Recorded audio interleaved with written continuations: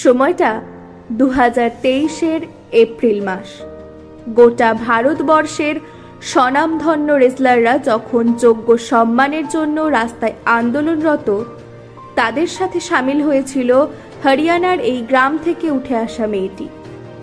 না, আজ যার কথা আমি বলছি তিনি কোনো রেসলার নন, তবে ছোট থেকে রক্তে থাকা খেলার বীজ তাকে সেই সময় বাড়িতে বসে থাকতে দেয়নি।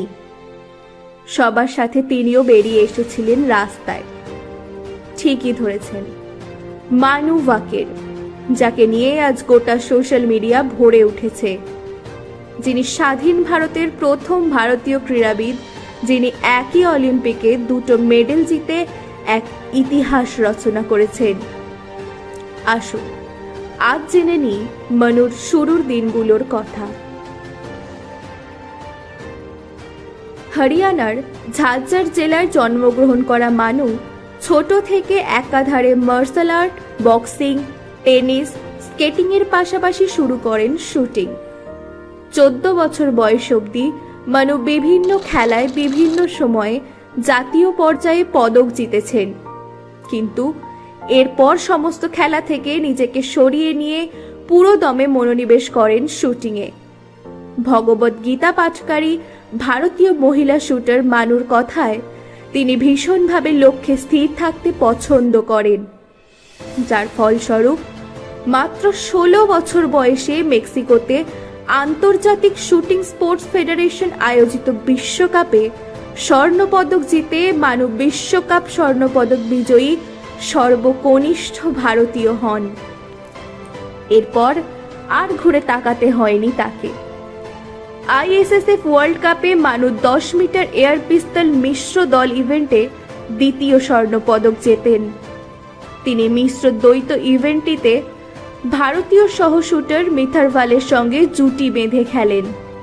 মানু ও ওম প্রকাশ জুটি 10 মিটার এয়ার পিস্তলের চূড়ান্ত পর্যায়ে জার্মানির সান্দ্রা ও ক্রিশ্চিয়ান রিড জুটির বিরুদ্ধে 476.1 পয়েন্ট স্কোর করে স্বর্ণপদক জেতেন। সান্দ্রা ও ক্রিশ্চিয়ান রিড জুটি 475.2 পয়েন্ট সংগ্রহ করে রূপো জেতেন। মানু 2018 কমনওয়েলথ গেমসে 400-র মধ্যে 388 পয়েন্টে মহিলা 10 মিটার এয়ার পিস্তলের যোগ্যতা অর্জন করেন এবং ফাইনালে যোগ্যতা অর্জন করেন। গোল্ড কোস্ট কমনওয়েলথ গেমসের সময় মহিলাদের 10 মিটার এয়ার পিস্তল ইভেন্টে চূড়ান্ত রাউন্ডে তিনি 240.9 পয়েন্টে একটি নতুন কমনওয়েলথ গেম রেকর্ড স্থাপন করে স্বর্ণপদক পান। তবে 2020 অলিম্পিক্সে কোনো পদক না এলেও 2024 প্যারিস অলিম্পিকের শুরুর দিন থেকে মানু ভাকের ছিলেন ভীষণই আত্মবিশ্বাসী। 10 মিটার এয়ার পিস্তলে একক ও দলগত 2 ইভেন্টেই তিনি ও তার দল শেষ করেন তৃতীয় স্থানে। প্রথম স্বাধীন ভারতীয় হিসাবে সৃষ্টি করেন ইতিহাস। অলিম্পিকে ভারতের হয়ে দুটি ব্রোঞ্জ পদক আসে মানুর হাত ধরে, তবে তিনি দাঁড়িয়ে হ্যাটট্রিক্সের দোরগোড়ায়। এখনো চলতি অলিম্পিক্সে তার হাতে রয়েছে আরও একটি মেডেল জয়ের হাতছানি, 25 মিটার এয়ার পিস্তলের একক ইভেন্ট, যার দিকে তাকিয়ে এখন গোটা ভারতবাসী। মানু ভাকেরকে গোটা কালপুরুষ পরিবার জানায় কুর্নিশ। তার আসন্ন ইভেন্টের জন্য রইল অনেক অনেক শুভকামনা।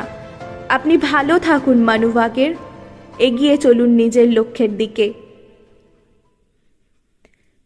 আরও এমন ভিডিও পেতে আজই লাইক করুন আমাদের অফিসিয়াল ফেসবুক পেজ কালপুরুষ অফিসিয়ালকে, সাথে আমাদের ইউটিউব চ্যানেল ক্রিয়েটিভ কালপুরুষ অফিসিয়াল সাবস্ক্রাইব করতে ভুলবেন না যেন।